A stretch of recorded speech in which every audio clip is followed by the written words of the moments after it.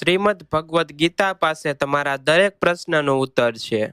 ભલે તમારી કોઈ પણ પરેશાની હોય, કોઈ પણ ઈચ્છા હોય, શ્રીમદ ભગવદ્ ગીતા તમારા દરેક પ્રશ્નનો ઉત્તર આપે છે. તમારી દરેક સમસ્યાઓનો ઉકેલ આપે છે. ભલે તે પરેશાની તમારા મનની હોય કે ધનની હોય કે તમારા શરીરની હોય કે પછી તમારા સંબંધોની હોય, તમને તમારી દરેક સમસ્યાનો ઉત્તર શ્રીમદ ભગવદ્ ગીતામાં જરૂર મળશે. આજે અમે એ જ શ્રીમદ ભગવદ્ ગીતાના એવા 11 અનમોલ ઉપદેશ તમને જણાવીશું જે તમારી આખી જિંદગી બદલી નાખશે. બસ તમે આ વાતોને વિડીયોના અંત સુધી ધ્યાનથી સાંભળો. જે પણ વ્યક્તિ આ વિડીયોને અંત સુધી સાંભળશે તેને પોતાની જિંદગીમાં પોતાની દરેક પરેશાનીઓનો ઉકેલ ચોક્કસ મળશે. તેને પોતાની જિંદગીમાં જે કંઈ પણ જોઈએ છે તે તેને જરૂર મળશે. શ્રીમદ ભગવદ્ ગીતાનો સૌથી પહેલો ઉપદેશ એ જ છે કે જો કોઈ તમારું પોતાનું છે અથવા કોઈ તમારાથી મોટું છે તો તેને પોતાની પ્રત્યેનો ખોટો વ્યવહાર ક્યારેય સહન ન કરવો જોઈએ. ગીતાનો આ ઉપદેશ આપણી જિંદગી સાથે પણ જોડાયેલો છે. આપણે પણ આપણા મનની મોટા ભાગની તકલીફોને એ વિચારીને આખી જિંદગી સહન કરતા રહીએ છીએ કે આ તો મારું પોતાનું છે, આ તો મારાથી મોટું છે, આને આપણે કેવી રીતે કહી શકીએ. જો આપણે નહીં સહન કરીએ, કંઈક કહી દઈશું તો આપણા સંબંધો જ ખરાબ થઈ જશે, આપણા સંબંધો જ સમાપ્ત થઈ જશે. પરંતુ વિચારવાની વાત એ છે કે એ વ્યક્તિને તમે પોતાના કેવી રીતે માની શકો છો જે તમારી તકલીફોનું કારણ હોય. પોતાનું તો એ જ હોય છે જે આપણી તકલીફોને દૂર કરી દે.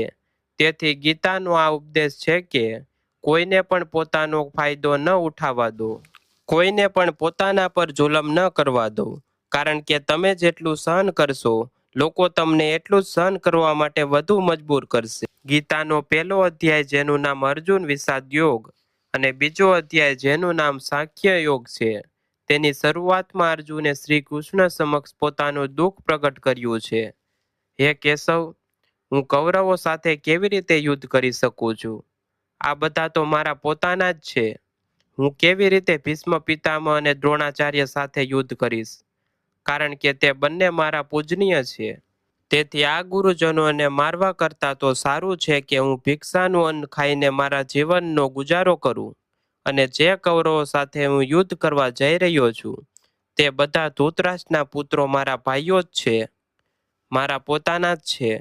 આ બધાને મારવા કરતાં સારું છે કે હું સંન્યાસી બની જાઉં. તો શ્રી કૃષ્ણએ અર્જુનને કહ્યું, અહીં કોણ પોતાનું છે અને કોણ પારકું છે? જે અધર્મ કરે છે તેની સાથે યુદ્ધ કરવું તને મોક્ષ અને મુક્તિ અપાવશે. તું તારા આ મનના મોહને ત્યાગ કરી દે, નહીં તો આખું જગત તારી નિંદા જ કરશે, તને ડરપોક કહેશે. વાત પોતાના પારકાની નથી, વાત ધર્મ અને અધર્મની છે, તારા સાચા અને ખોટાની છે. જો તું ખોટાને સહન કરીશ, તેનો અંત નહીં કરે, તો ખોટું કરનારને વધુ બળ મળશે, તે વધુ ખોટું કરશે. તેથી મનના મોહને ત્યાગ કરીને તું યુદ્ધ કર. મહાભારતની એક બીજી વાર્તા પણ છે. જ્યારે અર્જુનના પુત્ર અભિમન્યુનું યુદ્ધમાં મૃત્યુ થઈ જાય છે ત્યારે અર્જુન ખૂબ દુઃખી થાય છે, રડવા લાગે છે. તે શ્રી કૃષ્ણને કહેવા લાગ્યો કે મારો પુત્ર અભિમન્યુ મરી ગયો છે, હું આ દુઃખ બિલકુલ પણ સહન નથી કરી શકતો, હું પણ મારી જાતને સમાપ્ત કરી દઈશ. પછી ભગવાન શ્રી કૃષ્ણ તેને આત્માઓના લોકમાં લઈ ગયા, જ્યાં અભિમન્યુ આનંદથી બેઠો હતો, કારણ કે તેણે સતી યોજિત વ્યવહાર કર્યો હતો. તેથી તેણે ઉત્તમ પદની પ્રાપ્તિ થઈ. જ્યારે અર્જુન અભિમન્યુ પાસે રડતો રડતો પહોંચ્યો, પોતાના પુત્રને જોઈને અર્જુન ખૂબ પ્રસન્ન થયો. તેને ગળે લગાવીને કહેવા લાગ્યો કે હે પુત્ર, તારા વિના તો હું જીવી જ શકતો નથી.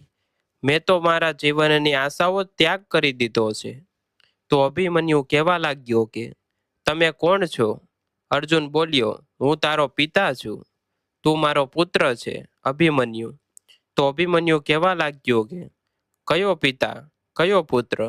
મારા હજારો જન્મ થયા છે.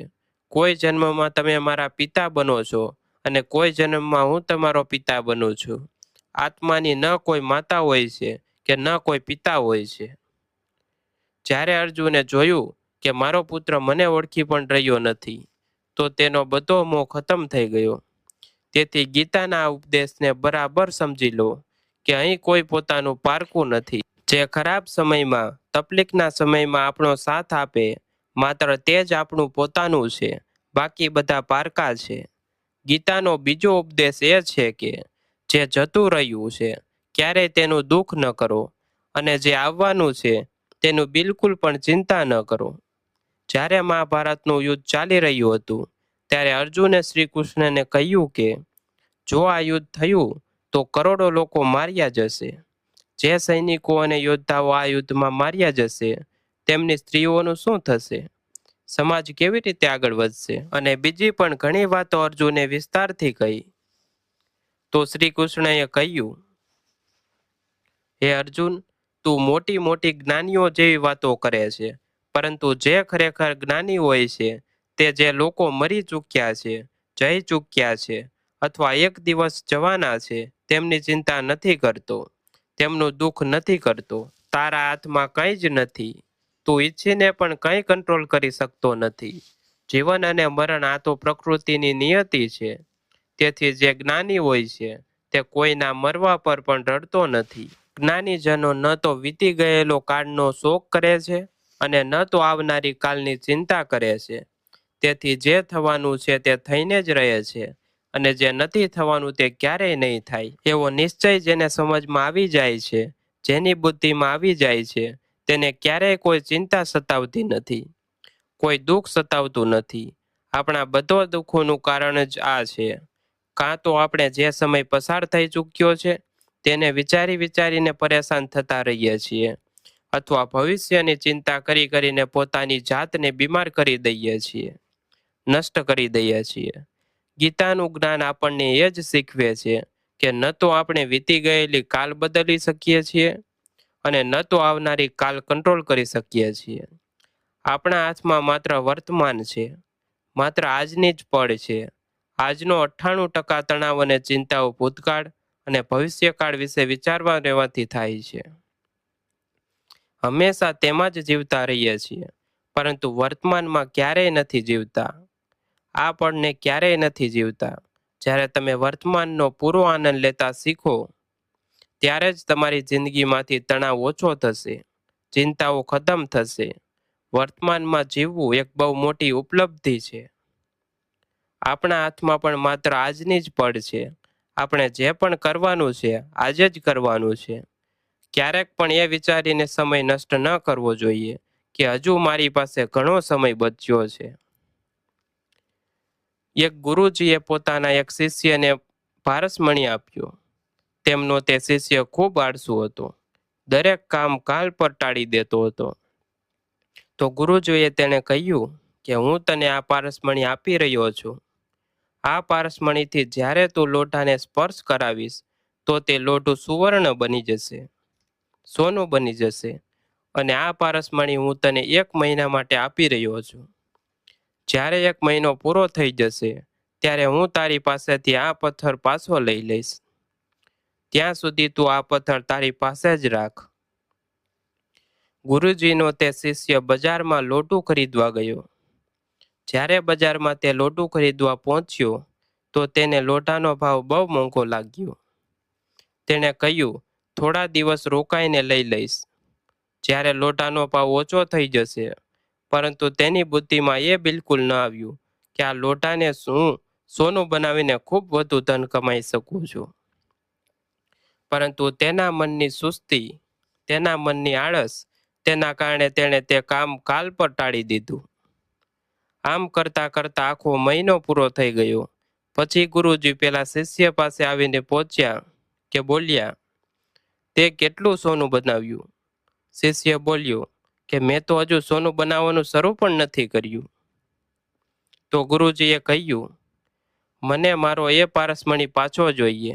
શિષ્ય બોલ્યો કે ના, મને થોડો સમય આપો, હું થોડું સોનું બનાવવા માંગુ છું. ગુરુજીએ કહ્યું, આ પારસમણી પૂરો 1 મહિનો તારી પાસે હતો, પણ તું કંઈ ન કરી શક્યો. પરંતુ હવે સમય પૂરો થઈ ચૂક્યો છે. આવું જ આપણું જીવન છે. આપણી જિંદગી છે અને આ જ સમય જ પારસમણી છે. આપણી સમયની એક એક પળની આપણા જીવનને સોનું બનાવી શકીએ છીએ, પરંતુ આપણને એવું લાગે છે કે આપણી પાસે બહુ સમય બચ્યો છે. એક દિવસ જિંદગી જીવી લઈશું, એક દિવસ જિંદગીમાં ખુશ થઈ જઈશું, પરંતુ તે દિવસ ક્યારેય આવતો નથી અને આપણે આખી જિંદગી ભાગતા રહીએ છીએ, ચિંતા કરતા રહીએ છીએ, દુઃખી થતા રહીએ છીએ, પરંતુ જિંદગી જીવવાનું, ખુશ રહેવાનું આપણે ભૂલી જઈએ છીએ. તેથી ગીતાનું જ્ઞાન આપણને એ શીખવે છે કે તમે આજના સમયમાં જીવતા શીખો, આ પળમાં જીવતા શીખો. ગીતાનો ત્રીજો ઉપદેશ એ છે કે મોતથી ડરવું બિલકુલ વ્યર્થ છે. શ્રી કૃષ્ણે ગીતામાં કહ્યું છે કે આ સંસાર મૃત્યુલોક છે. જેનો પણ જન્મ થયો છે તે એક દિવસ જરૂર મરી જશે. જેનો આરામ થયો છે તેનો અંત ચોક્કસ થશે. આપણે તેને રોકી શકતા નથી. જેમ આપણે રોજ કપડાં બદલીએ છીએ, તેવી જ રીતે આપણે આત્મા નવું શરીર ધારણ કરે છે. પરંતુ માત્ર આ જીવનનો એક નવો પ્રારંભ છે. આ જીવનનો અંત નથી. આત્મા ક્યારેય મરી શકતો નથી અને ન તો તેને કોઈ મારી શકે છે. પરંતુ મોતનો ડર મનુષ્યને સૌથી વધારે લાગેલો રહે છે. મોતનું દુઃખ પણ માણસને સૌથી વધારે હોય છે. એક ઝાડ પર બે પક્ષીઓનું જોડું રહેતું હતું. તે બંને એકબીજા સાથે ખૂબ પ્રેમ હતો. તેમણે સાથે જીવવા મરવાની કસમો ખાધી હતી. એક દિવસ ત્યાં એક શિકારી આવ્યો અને તેણે એક તીર ચલાવીને ત્યાં ઝાડ પર બેઠેલા માદા પક્ષીને મારી નાખ્યું. પેલું એકલું નર પક્ષી રડવા લાગ્યું કે હું તારા વિના કેવી રીતે જીવી શકીશ. તારી જગ્યાએ મારું મૃત્યુ આવી જાત, મારું જીવન તને મળી જાત. તે રડી રડીને ખૂબ વિલાપ કરવા લાગ્યો. એટલામાં જ પેલા શિકારીએ બીજું તીર ચલાવ્યું અને પેલા નર પક્ષીને પણ મારી નાખ્યું. વાસ્તવિકતામાં આ વાર્તા આપણી જ છે. આપણે પણ રડતા રહીએ છીએ જ્યારે કોઈ મરે છે ત્યારે, પરંતુ આપણને એ નથી ખબર કે એકને એક દિવસ આપણું પણ જીવન સમાપ્ત થઈ જશે. આપણે પણ એ જ મૃત્યુના ઝાડ પર જ બેઠા છીએ, પરંતુ શરીરનું મિટાવવું એ આપણો અંત નથી. શ્રી કૃષ્ણએ અર્જુનને કહ્યું કે હે અર્જુન, તારા અને મારા અનંત જન્મ થયા છે. તને કંઈ જ યાદ નથી, પરંતુ મને બધું યાદ છે. જે વ્યક્તિ આ સત્યને સમજી લે છે, હું અહીંયા આ સંસારમાં થોડા સમય માટે આવ્યો છું, તેની જિંદગીના બધા ઝઘડા, બધા દુઃખ, બધી ચિંતાઓ જ સમાપ્ત થઈ જશે. જ્યારે આ સંસારમાંથી જવાનું જ છે તો દુઃખ કઈ વાતનું. પહેલાના જમાનામાં સાધુ મહાત્મા લોકો પગપાળા યાત્રા કરતા હતા. યાત્રા કરતા કરતા તેઓ એક નગરમાં પહોંચ્યા. તે મહાત્મા ખૂબ થાકી ગયા હતા. તે નગરમાં તેમણે એક મહેલ જોયો અને તેમણે તે મહેલમાં જઈને આરામ કરવાનું વિચાર્યું અને તેઓ મહેલમાં જઈને સૂઈ ગયા. જ્યારે તે મહેલમાં ત્યાંનો રાજા પહોંચ્યો તો પોતાના પલંગ પર પેલા મહાત્માને સૂતેલા જોઈને ખૂબ હેરાન થઈ ગયો. રાજા પેલા મહાત્માને પૂછવા લાગ્યો કે તમે મારા મહેલમાં કેવી રીતે ઘૂસી આવ્યા અને મારા બિસ્તર પર સૂઈ રહ્યા છો. મહાત્મા કહેવા લાગ્યા, આ તમારો મહેલ છે? મને તો લાગ્યું આ ધર્મશાળા છે. તો રાજાએ કહ્યું, તમને મારો મહેલ ધર્મશાળા કેવી રીતે લાગ્યો? તો મહાત્માએ રાજાને પ્રશ્ન કર્યો કે તમારાથી પહેલા આ મહેલમાં કોણ રહેતું હતું? તો તે રાજા બોલ્યો કે મારાથી પહેલા મારા પિતા અહીંયા રહેતા હતા અને એમનાથી પહેલા મારા દાદાજી અહીંયા રહેતા હતા. તો મહાત્માએ ફરી પ્રશ્ન કર્યો કે શું તમે આ મહેલમાં હંમેશા રહેશો કે તમારા પછી કોઈ બીજું રહેશે? તો રાજા કહેવા લાગ્યો કે મારા પછી મારો પુત્ર આ મહેલમાં રહેશે. તો મહાત્મા રાજાને કહેવા લાગ્યા કે જે જગ્યા પર રહેવા વાળા વારંવાર બદલાઈ જતા હોય તેને ઘર કેવી રીતે કહી શકાય? તે તો ધર્મશાળા જ છે. તેથી તારા મહેલને ધર્મશાળા સમજીને હું આમાં રાત વિતાવવા માટે આવી ગયો. ધર્મશાળા જાણવા આ જગતને. જીવો બધા મહેમાન છે, મોહ કોઈનાથી ના કરો, બધું સંપન્ન સમાન છે. જો આપણે પણ આ વાતને સમજી લઈએ કે આપણે અહીં થોડા સમય માટે આવ્યા છીએ, આનંદ કરવા માટે આવ્યા છીએ, ખુશ રહેવા માટે આવ્યા છીએ, તો આપણા બધા દુઃખ સમાપ્ત થઈ જાય. જ્યારે આપણે આપણો મોહ અહીં જમાવી દઈએ છીએ, આપણો દાવો અહીં જમાવી લઈએ છીએ કે આ મારું છે, આને હું છોડી શકતો નથી, આના વિના હું કેમ જીવી શકતો નથી, તો આપણું જીવન દુઃખોથી ભરાઈ જાય છે. તેથી જીવનમાં મૃત્યુનો ભય ત્યાગીને જીવનની દરેક પળનો આનંદ લેવો જોઈએ. ગીતાનો ચોથો ઉપદેશ એ છે કે મન અને વિચારોને કંટ્રોલ કર્યા વિના જીવનમાં ક્યારેય શાંતિ અને સુકૂન મળવાનું જ નથી. અર્જુને શ્રી કૃષ્ણને કહ્યું કે મારું મન સાચું ખોટું બધું જ જાણે છે. તેમ છતાં પણ મારા વિચારો અને મારું મન મારાથી કંટ્રોલ નથી થતું. હું જે કરવા માંગુ છું તે કરી શકતો નથી, અને જે નથી કરવા માંગતો તે મારું મન મારી પાસે પરાણે કરાવે છે. તેથી હું બેચેન થઈ ગયો છું, મને શાંતિ પ્રાપ્ત નથી થઈ રહી. તો શ્રી કૃષ્ણે અર્જુનને કહ્યું, એના માટે તારે તારા મન અને વિચારોને ડિટેચ થઈને તારા મન અને વિચારોને સાચી દિશામાં લઈ જવાની પ્રેક્ટિસ કરવી પડશે, અભ્યાસ કરવો પડશે. અને આ એક દિવસ કામ નથી. જ્યાં સુધી તું તારા મન અને વિચારોની ગુલામીનો ત્યાગ નથી કરતો, ત્યાં સુધી તને જીવનમાં ક્યારેય શાંતિ નહીં મળે. એક રાજા હતો. તે ખૂબ બેચેન અને પરેશાન રહેતો હતો. એક દિવસ તે પોતાના ગુરુજી પાસે ગયો અને તે તેમને કહેવા લાગ્યો કે મારું મન ખૂબ બેચેન છે, હું ખૂબ પરેશાન છું. મેં આખા સંસારને જીતી લીધો છે, બધું જ છે મારી પાસે, પણ હું ખુશ નથી. મારા મનમાં સુકૂન નથી, શાંતિ નથી. તો ગુરુજીએ રાજાને કહ્યું કે તારા નગરમાં જો કોઈ એવી વ્યક્તિ છે જેણે સુકૂન પ્રાપ્ત કરી લીધું છે, શાંતિ પ્રાપ્ત કરી લીધી છે, તમે તેનો એકવાર કુર્તો પહેરી લો તો તમારા જીવનમાં પણ શાંતિ આવી જશે. રાજા ખૂબ પ્રસન્ન થઈ ગયો કે આ તો બહુ સહેલું કામ છે. તે પોતાના રાજમહેલમાં આવ્યો અને રાજસભામાં તે બધાને કહેવા લાગ્યો કે તમારા લોકોમાંથી જે પણ શાંત થઈ ચૂક્યું હોય, જેને સુકૂન મળી ગયું હોય, તે પોતાનો કુર્તો મને આપી દે. તે બદલામાં જેટલું પણ ધન માગશે હું તેને આપી દઈશ. બધા લોકો એકબીજાનું મોઢું જોતા રહ્યા. પૈસાની લાલચ આવી, પરંતુ બધાને એકબીજાની સચ્ચાઈ ખબર હતી, કારણ કે કોઈની જિંદગીમાં પણ શાંતિ અને સુકૂન નહોતું. બધા પોતાનું માથું ઝુકાવીને ત્યાં ઊભા રહી ગયા.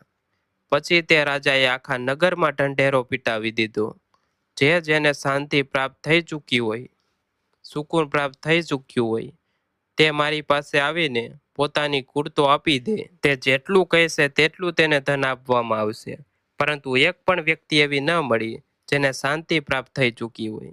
વાસ્તવિકતામાં જ્યારે કોઈ મરે છે ત્યારે આપણે કહીએ છીએ કે તે ફલાણી વ્યક્તિ આજે શાંત થઈ ગઈ. ક્યારેક કોઈ જીવતા માણસ માટે નથી સાંભળ્યું કે એક જીવતો જાગતો માણસ શાંત થઈ ગયો હોય. રાજાના સૈનિકો આખા શહેરમાં શોધતા રહ્યા.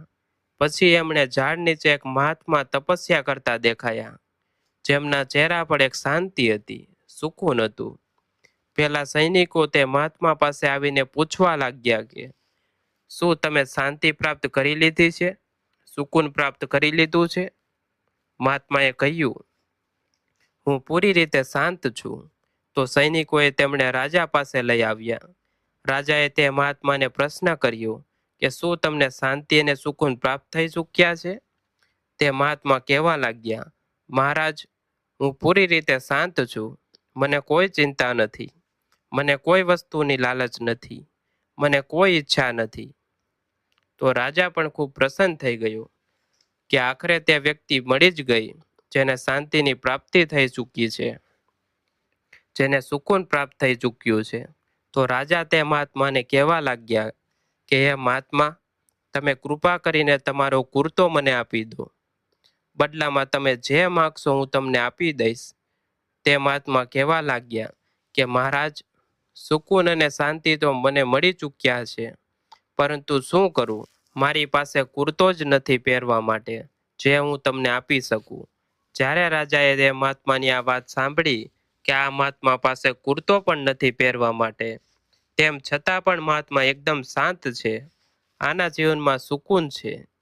હું આખી જિંદગી ધન ભેગું કરવામાં લાગ્યો રહ્યો, દુનિયા જીતવામાં લાગ્યો રહ્યો, પરંતુ મને શાંતિ ન મળી, સુકૂન ન મળ્યું. કારણ કે શાંતિ અને સુકૂન બહારની વસ્તુ નથી, પોતાની અંદરની વસ્તુ છે. તેથી જ્યાં સુધી કોઈ વ્યક્તિ પોતાના મન અને વિચારોને કંટ્રોલ નથી કરતી, ત્યાં સુધી તેના જીવનમાં સુકૂન અને શાંતિ નથી આવતી. અને ગીતાનો ઉપદેશ આપણને એ જ શીખવે છે કે જીવનમાં શાંતિ જોઈને તો મનને શાંત કરતા શીખો. ગીતાનો પાંચમો ઉપદેશ એ છે કે વાસના, ક્રોધ અને લાલચ સર્વનાશનું કારણ છે, નરકનું દ્વાર છે. જે પણ મનુષ્યમાં આ ત્રણ અવગુણો હોય છે તે હંમેશા બીજાને દુઃખ પહોંચાડીને પોતાના જ સુખ અને સ્વાર્થની પૂર્તિ કરતો રહે છે. કોઈ પણ વસ્તુની હદથી વધારે વાસના કરવી અને ક્રોધી સ્વભાવ હોવો અને મનમાં લાલચ હોવી તેના જીવનમાં સુખને સમાપ્ત કરી દે છે. તેના બધા સંબંધોમાં ઝેર ભરી દે છે. આમને નરકનું દ્વાર એટલા માટે કહેવામાં આવ્યું છે કારણ કે જે માણસમાં અત્યધિક ક્રોધ છે, લાલચ છે, વાસના છે, તેનું આખું જીવન ઝેરથી ભરાઈ જાય છે. તેને મર્યો પછી નહીં, જીવતા જ અહીં જ નર્કના દર્શન થાય છે. ગીતાનો છઠ્ઠો ઉપદેશ એ છે કે બધા ભગવાન એક જ છે, કોઈ નાનું મોટું નથી. બધા એક પરબ્રહ્મ પરમાત્માના અલગ અલગ રૂપ અને નામ છે. શ્રી કૃષ્ણે ગીતાના 10મા અધ્યાય વિભૂતિ યોગમાં બતાવ્યું છે કે જેટલા પણ જગતના દેવી દેવતાઓ છે તે બધા મારી જ વિભૂતિ છે. હું જ શિવ છું, હું જ ઇન્દ્ર છું, હું જ યમરાજ છું અને હું જ કુબેર પણ છું. દેવતાઓના ગુરુ બૃહસ્પતિ પણ હું જ છું, સમુદ્ર પણ હું જ છું, અક્ષરોમાં ઓમ પણ હું જ છું, કાળનો મહાકાળ પણ હું જ છું, આખા જગતનો નાશ, ઉત્પત્તિ અને પાલન કરવા વાળો પણ હું જ છું. શ્રી કૃષ્ણે અર્જુનને કહ્યું, જે મારી વિભૂતિઓનો કોઈ અંત નથી, તેથી બધા ભગવાન, બધા નામ, બધા દેવતા મારા જ રૂપ છે. તેથી તું કોઈ પણ દેવ કે ઈશ્વરમાં ક્યારેય ભેદ બુદ્ધિ ન કરતો, ક્યારેય કોઈને નાના મોટા ન સમજતો. અને ગીતાનો ઉપદેશ આપણને આ શીખવે છે કે ક્યારેય પણ કોઈ બીજાના ઈષ્ટને નાના ન સમજવા જોઈએ, કે આ વાત પર ઝઘડા ફરિયાદ ન કરવા જોઈએ કે કોણ મોટું છે અને કોણ નાનું છે. ગીતાનો સાતમો ઉપદેશ એ છે કે સુખની ઈચ્છા જ આશરે આપણા દુઃખોનું કારણ બને છે. શ્રી કૃષ્ણે અર્જુનને કહ્યું કે મનુષ્ય જેટલી સુખોની લાલસા અને ઈચ્છા કરે છે એટલી જ તેની ઇન્દ્રિયો સુલોભમાં અશક્ત થઈ જાય છે. એટલું જ માણસનું મન સંસારના સુખ અને આકર્ષણનું ગુલામ બની જાય છે. અને જેટલો સુખની પાછળ ભાગશે એટલું જ તેણે દુઃખના અનુભવથી પણ પસાર થવું પડશે. કારણ કે આ સંસારનો નિયમ છે કે જે વસ્તુઓ શરૂઆતમાં મનને ખૂબ આકર્ષિત કરે છે તે પછીથી ખૂબ દુઃખ આપે છે. અને જે વસ્તુઓ શરૂઆતમાં મુશ્કેલ લાગે છે, કઠિન લાગે છે, તે પછીથી આપણને ખૂબ કામ આવે છે. ગીતાનો આઠમો ઉપદેશ એ છે કે જે પણ મનુષ્ય દુનિયાના બધા સહારા છોડીને માત્ર ભગવાનનો જ પોતાનો સહારો માની લે છે, તેની દરેક જરૂરિયાત તે ઈશ્વર પૂરી કરે છે. તેની દરેક પ્રકારે રક્ષા તે પરમાત્મા જ કરે છે. જે પણ વ્યક્તિ મને જ પોતાનો સહારો માને છે તેનો યોગક્ષેમ હું વહન કરું છું. યોગક્ષેમ અર્થાત જે વસ્તુ નથી મળી તેની પ્રાપ્તિ કરવાથી તેનું નામ યોગ છે, અને જે વસ્તુ જીવનમાં મળેલી છે તેની રક્ષા કરવી તેનું નામ ક્ષેમ છે. તો શ્રી કૃષ્ણ કહે છે કે જે મારા પર ડિપેન્ડ થઈ જાય છે તેમને જે જોઈએ તે હું જરૂર આપું છું અને તેમની દરેક પ્રકારે હું રક્ષા પણ કરું છું. ગીતાનો નવમો ઉપદેશ એ છે કે આ સંસારમાં આપણું કંઈ જ નથી. ગીતા સારમાં તમે ઘણી વાર સાંભળ્યું હશે કે તમારું શું ગયું જે તમે રડો છો, તમે શું લાવ્યા હતા જે તમે ગુમાવી દીધું, તમે શું પેદા કર્યું જે નષ્ટ થઈ ગયું, તમે શું લીધું અહીંથી જ લીધું, જે કંઈ પણ આપ્યું અહીં જ આપ્યું. જે આજે તમારું છે કાલે કોઈ બીજાનું હશે, કારણ કે પરિવર્તન આ સંસારનો નિયમ છે. કાલ સુધી જેના વિના તમે જીવી શકતા નહોતા, આજે તેમની સાથે કોઈ સંબંધ નથી, વાતચીત પણ નથી. ક્યાં ગયા એ જીવનભરના બધા સંબંધો, એ બધા મિત્રો જે સાથે જીવવા મરવાની વાતો કરતા હતા, આજે ખબર પણ નથી કે તે લોકો ક્યાં ચાલ્યા ગયા. આ સંસાર પરિવર્તનશીલ છે. બધા લોકો અહીં બદલાઈ જાય છે, દરેક સંબંધ બદલાઈ જાય છે. અને તો મને આપણું આ શરીર પણ દરરોજ બદલાઈ રહ્યું છે. બાળપણથી જવાની, જવાનીથી ઘડપણ અને એક દિવસ આ શરીર આપણો સાથ છોડી દે છે, તો કોના માટે રડવું અને કોની ચિંતા કરવી? આપણે આખી જિંદગી વસ્તુઓને, સંબંધોને, જિંદગીને બનાવવામાં, સમજાવવામાં, સંવારવામાં લાગેલા રહીએ છીએ, પરંતુ એક દિવસ બધું જ વિખેરાઈ જાય છે. આખી જિંદગી જે સંપત્તિ, જે સંબંધો માટે આપણે લડતા રહીએ છીએ, એક દિવસ બધું જ છોડીને આપણે આ દુનિયામાંથી જવું પડી છે. ગીતાનો 10મો ઉપદેશ આપણને એ શીખવે છે કે કોઈનાથી પણ હદથી વધારે મોહ ક્યારેય ન કરવું. શ્રી કૃષ્ણએ ગીતાનું આખું જ્ઞાન જ અર્જુનના મોહને નષ્ટ કરવા માટે કહ્યું છે. આ મોહ જ છે જે માણસને સૌથી વધારે રડાવે છે. તે એટલો બળવાન છે કે સિંહ જેવા માણસને પણ શિયાળ બનાવી દે છે. જે અર્જુન યુદ્ધમાં દેવતાઓથી પણ જીતી ગયો, પણ પોતાના સંબંધીઓને યુદ્ધમાં જોઈને તેનો હાથ ધ્રુજવા લાગ્યા. તે બોલ્યો, હે કેશવ, મારા હાથમાં ધનુષ્ય પકડવાની તાકાત પણ નથી. મારા હાથ ધ્રુજી રહ્યા છે, હું યુદ્ધ નહીં કરી શકું. આ મોહ એટલો દર્દનાક હોય છે, જેની પીડા સહન કરી શકવાના કારણે ઘણા લોકો પોતાની જિંદગી ખતમ કરી દે છે, આત્મહત્યા સુધી કરી લે છે, કે તે વ્યક્તિ વિના સાથે જીવી શકશું નહીં. જીવનમાં કોઈનાથી પણ હદથી વધારે મોહ કરશો તો જીવનભર પીડાનો જ સામનો કરવો પડશે. જે વ્યક્તિ પોતાના મોહમાંથી બહાર નથી આવતો, તેનું બધું જ તેનાથી છીનવાઈ જાય છે. તેની બધી ખુશી ખતમ થઈ જાય છે.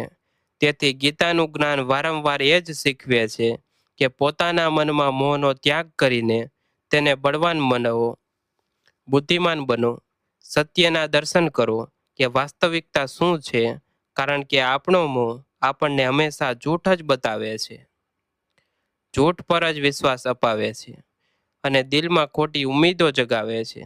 અને આ જ આપણા દુઃખોનું સૌથી મોટું કારણ છે. આપણે જ મોહ કરી લઈએ છીએ, આપણે જ લોકો પાસે અપેક્ષાઓ રાખી બેસીએ છીએ, પણ વાસ્તવિકતા બિલકુલ અલગ હોય છે. લોકો એવા નથી હોતા જેવા આપણે માની લઈએ છીએ, જેવા આપણે સમજી લઈએ છીએ. કારણ કે મોહના કારણે આપણને સચ્ચાઈ નથી દેખાતી, લોકોની અસલી ચહેરો નથી દેખાતો. તેથી ગીતાનો ઉપદેશ આપણને એ શીખવે છે કે જીવનમાં જો આનંદ અને પ્રસન્નતાથી રહેવું હોય તો કોઈનામાં પણ હદથી વધારે મોહ ક્યારેય ન કરવો. ગીતાનો 11મો ઉપદેશ એ છે કે આ દુનિયામાં જો આવ્યા છો તો દુઃખ તો મળશે જ મળશે. દુઃખથી ક્યારેય ગભરાશો નહીં, દુઃખથી ક્યારેય ડરશો નહીં. શ્રી કૃષ્ણે ગીતામાં કહ્યું છે કે આ સંસાર દુઃખોનું ઘર છે. જેમ ઔષધાલયમાં ઔષધિ મળે છે, પુસ્તકાલયમાં પુસ્તકો મળે છે, ચિકિત્સાલયમાં ચિકિત્સા થાય છે, તેમાં સંસારને પણ શ્રી કૃષ્ણે એક નામ આપ્યું છે, દુઃખાલય. જ્યાં દુઃખ મળતું હોય. દુઃખ તો અહીં દરેકને જીવનમાં આવે જ છે, પરંતુ જો દુઃખ આવ્યું છે તો સુખ પણ આવશે. તેથી દુઃખથી ક્યારેય ડરવું ન જોઈએ, કારણ કે આ સંસાર દુઃખાલય પણ છે અને અશાશ્વત પણ છે. અશાશ્વતનો મતલબ એ જ હોય છે કે અહીં કાયમી કંઈ જ નથી. અહીં બધું જ બદલાઈ જાય છે. દુઃખ સુખમાં બદલાઈ જાય છે અને સુખ દુઃખમાં બદલાઈ જાય છે. સન્માન અપમાનમાં બદલાઈ જાય છે અને અપમાન સન્માનમાં બદલાઈ જાય છે. ખુશી દર્દમાં અને દર્દ ખુશીમાં ક્યારેક પણ બદલાઈ જાય છે. જીત હારમાં અને હાર જીતમાં. અહીં ક્યારેય પણ કંઈ પણ બદલાઈ શકે છે. કોઈ પણ કાયમી નથી. ન તો આપણે કાયમી છીએ, ન તો આપણાથી જોડાયેલી કોઈ વસ્તુ અહીં કાયમી છે. કારણ કે આ સંસાર અશાશ્વત છે, શાશ્વત નથી. અહીં બધું જ બદલાવા વાળું છે. અહીં કંઈ પણ કાયમી નહીં રહે, તો તમારું દુઃખ પણ કાયમી નહીં રહે. તેથી દુઃખથી ક્યારેય પણ ડરવું ન જોઈએ. ગીતાનો આ ઉપદેશ હજારો વર્ષો જૂનો છે, પરંતુ આજે પણ આ નવાથી નવો જ છે. આમાં વિશ્વમાં ગીતાને સૌથી વધુ વંચાય છે અને સૌથી ઓછી સમજાય છે. શ્રીમદ ભગવદ્ ગીતાના આ ઉપદેશ જો કોઈ વ્યક્તિ બરાબર સમજી લે અને તેને પોતાની જિંદગીમાં ઉતારી લે, તો આ પાક્કી વાત છે કે પોતાની જિંદગીમાં જે ઈચ્છે તે હાંસલ કરી શકે છે. પોતાના જીવનની દરેક સમસ્યામાંથી તે એક પળમાં બહાર આવી શકે છે. શ્રીમદ ભગવદ્ ગીતાના દિવ્ય ઉપદેશને આપણે વારંવાર સાંભળવો જોઈએ, દરરોજ સાંભળવો જોઈએ. જ્યારે પણ જીવનમાં કોઈ ચિંતા કે પરેશાની આવે તો એકવાર આ ઉપદેશને જરૂર સાંભળી લેજો. અને મનમાં એ વિશ્વાસ રાખજો કે ગીતાનો આ ઉપદેશ તમારી જિંદગીની દરેક પરેશાનીઓ તમને રાહ ચોક્કસ બતાવશે. ધન્યવાદ. જય શ્રી કૃષ્ણ.